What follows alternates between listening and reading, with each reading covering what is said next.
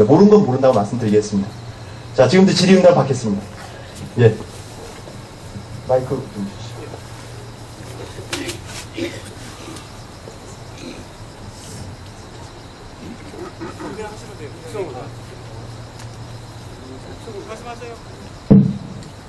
안녕하세요. 316동 603호 사는 이창호입니다. 우리 사무관님한테 4가지만 간략하게 질문을 드리겠습니다. 첫째는 공공관리제가 일부에서는 확정지분제를 할 수 없는 도급제 방식으로 이렇게 가는 것이 아니냐 하는 그런 이야기들이 많고요. 거기에 대해서 좀 명확히 좀 얘기를 해주시고, 두 번째는 공공관리제를 하게 되면 SH나 그 주택공사 같은 데서 이렇게 시공을 해서 저렴한 저급 아파트를 짓는다라는 그런 말들이 또 있습니다. 그 부분에 대해서 좀 명확히 말씀해 주시고, 세 번째는 이렇게 그 저렴한 아파트를 시공하다 보니까 국내 굴지의 그 10위권 이내의 대기업 건설 회사는 입찰을 하지 않는다. 그래서 뭐 한 40위에서 50위 허접한 건설사들이 들어올 것이다. 라는 말들이 있는 부분에 대해서 세 번째입니다. 네 번째, 공공관리제를 하다 보면은 관에서 시어머니가 또 한 분 더 생기셔서 사사건건 여러 가지로 그 공기도 지연되고 이렇게 해서 공사기간이 많이 지연된다는 그런 이야기도 있는데, 이 4가지에 대해서 좀 질문 드리겠습니다. 예, 우리 김장수 사무관님 답변 드리겠습니다. 예, 저 서울시 공공관리정책팀장 김장수입니다. 지금 4가지 질문을 하셨는데요. 결론부터 말씀을 드리겠습니다. 4가지 다 사실이 아닙니다. 첫 번째, 확정지분제를 할 수 있냐 없냐를 말씀을 하셨는데요. 저희 기준에서는 도급제냐, 뭐 지분제냐 이런 얘기를 하지는 않습니다. 왜 그러냐면 계약을 하면서 부가적으로 도급계약을 하는 과중에 어떤 지분이라든지 그러니까 대물변제에 대한 부분을 얘기를 하던가 아니면은 뭐 도급에 대한 얘기를 하는 것이기 때문에 저희 기준에서 뭐 지분제를 해라, 뭐 도급제를 해라 이런 얘기 자체를 하지는 않습니다. 그 얘기는 무슨 얘기냐면 그건 조합과 시공자 간의 계약 과정에서 뭐 지분을, 그러니까 우리가 흔히 말하는 지분제라는 방식으로 계약을 할 수 있는 것이고요. 아니면은 그냥 일반적으로 우리가 도급제라고 말을 하는 일반 도급제 방식으로 계약을 할 수도 있는 것입니다. 두 번째에 대한 부분을 또 질문하셨는데, 시공자, 그러니까 저급 아파트가 지어진다 이렇게 말씀하셨는데, 이게 가장 사실은 지금까지 나왔던 오해 중에서 사실 가장 많이 나왔던 부분들입니다. 근데 왜 이것은 사실이 아니냐?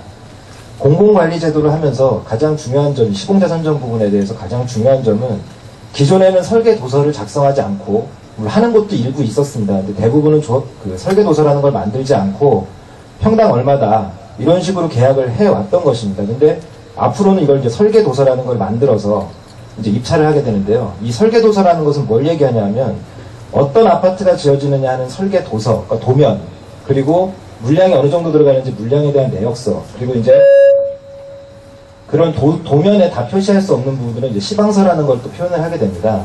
그래서 어떤 집을 짓겠다는 것을 사전에 다 정하고 간다는 얘기죠. 그러면 그 집을 어떻게 설계를 할지, 그러니까 최고급 아파트로 만들지, 아니면 우리는 진짜로 싼 집을 지을 것인지, 그거는 조합에서 선택을 하는 겁니다. 그러니까 어떤 설계 도서를 그리냐.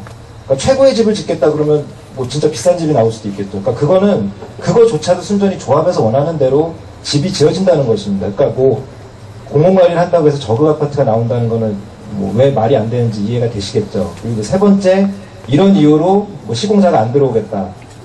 그 들어올지 안 들어올지 모르겠습니다. 근데 일단은 저급 아파트를 짓는 건 아니라는 거고요. 그 들어올지 안 들어올지는 저도 시공사한테 물어봐야 알 수 있을 것 같은데요. 들어올지 안 들어올지는. 그리고 마지막 4번째가 뭐 이제 시어머니가 하나 더 생길 수 있다 이렇게 염려들을 하시는데, 공사기간이 늘어진다. 그러니까 이것도 마찬가지로 이제 사업시행 인가 이후에 시공자 선정을 하기 때문에 공사기간이 늘어난다라고 이제 오해들을 많이 하시는데, 실질적으로 공사가 시작되는 것은 사업시행 인가가 끝나고 그 관리처분, 그러니까 재산에 대한 것들이 다 정리가 끝나고 그 다음에 다 이주, 그러니까 이사하시고 다 집 부시고 그런 공사가 시작됩니다. 근데 조합이 설립된 건 그 이전에 아주 초기죠. 사업시행 인가가 되고 나서 뽑는다고 하더라도 이 착공에 대한 시기 자체가 늦어지지는 않습니다. 그렇기 때문에 뭐 사업시행 인가 때문에 뭐 공사기간이 늘어난다거나 이런 것은 좀 사실과 다른 것 같고요. 근데 이제 그리고 뭐 시어머니가 생겼다 이제 그 말씀을 해주셨는데, 저희는 기본적으로 이 공공관리라는 것은, 그러니까 명칭은 공공관리인데 일단은 지원을 해드리겠다는 취지입니다. 그래서 가능하면 빨리 갈 수 있게 저희가 도와드리지 뭐 그걸 방해하거나 그러진 않습니다. 그리고 아까 플로우 차트를 보셨으면 아시겠지만은 저희가 개입하는 부분들은 정말 어떻게 보면 잘못했을 때 주민들 간의 갈등이 일어날 수 있고 그로 인해서 뭐 소송이라든지 불필요한 비용이 발생할 수 있는 부분들을 저희가 사전에 예방하는 취지에서 몇 번 정도만 저희가 보는 것입니다. 그렇기 때문에 그걸로 인해서 뭐 한 며칠이 늦어질 수도 있겠죠. 원래 뭐 40일이 걸리던 게 50일이 걸릴 수는 있을 겁니다. 근데 그런 것들 자체가 전체적인 일정에 비해서는 늦어지는 것이 아니고 오히려 공공관리를 함으로써 간소화되는 절차들이 상당히 많습니다. 그렇기 때문에 전체적인 사업기간이 늘어난다는 것도 좀 잘못된 내용이다. 제가 이렇게 말씀드리겠습니다. 예, 지금 마치 뭐 한 가지만 좀 첨언하자면 사실은 시공사가 본격적으로 업무를 개시한 때는 언제냐면 사업시의 인가가 나오고 구체적인 설계 도면이 나와서 구체적인 시방들이 그러니까 정말 철거는 어떻게 하고 그다음에 가시설 공사는 어떻게 해서 톱파기는 어떻게 하고 그 다음에 이 지질은 어떻고 이 지질이 과연 암이 있는지 일반 토사인지 암이 있는지 그 암이 경암인지 연암인지 이런 어떤 과연 또 이 과연 아파트 엄청난 무게에 이런 구조물이 올라갔을 때 이 진해력은 과연 견딜 수 있는지 종합적인 어떤 그때부터 시작되는 거 아니겠어요? 그게 언제냐면 사업시행인가 이후에 그다음에 어떻습니까? 관리 처분하고 그다음에 이주하고 철거할 때부터 이제 참여하게 되겠죠. 물론 그 전에 이제 여러 가지 설계 도면 검토도 하고 해야 되겠죠. 시공자가. 그래서 최소한 이제는 사업시 인가 받은 구체적인 설계 도면을 가지고 각 공사 부문별로 구체적으로 두리뭉실하게 평당 뭐 예를 들면 350, 400, 450, 500 이게 아니라 구체적으로 예를 들면 아까 말씀드린 뭐 예를 들면 철거 비용, 뭐 가시설 공사 비용, 차수배 공사 혹시 차수배 필요하면 차수배 공사 비용 얼마고 뭐 예를 들면 이런 그리고 이미 하여튼 그런 구체적인 설계에 대해서 내역을 보고 그리고 그걸 가지고 시공사들이 입찰 참여하고 그래서 평당 얼마고 이런 것들을 보다 소비자인 주민들에게 특히 조합원들에게 정말 투명하게 이렇게 할 필요가 있지 않느냐. 그러니까 어떤 미래에 대한 불확실성이 이제 없어지겠죠. 그런 겁니다. 핵심은 지금 제도 개선의 핵심은 그겁니다. 예를 들면 종전의 경우는 조합설 인가하고 그 다음에 어떻습니까? 건축심의에서 사업시에 인가받고 이게 이제 얼마나 시간 걸릴지 모릅니다. 뭐 빨라야 거의 1년 조합설 이후에 하고 사업시 인가 그리고 이제 그 뒤에 그 다음에 조합설 인가받고 사업시에 인가받으려면 또 가반수상 주민 동의를 받아야 되고 또 그다음에 관리 처분을 해야 되는데 관리 처분은 조합원 전원의 가반수상 동의를 받아야 됩니다. 현행법상. 자 이렇게 이후에 어떻습니까? 그러니까 관리 처분 물론 사업시 인가 이후에 이제 시공 선정을 하는데요.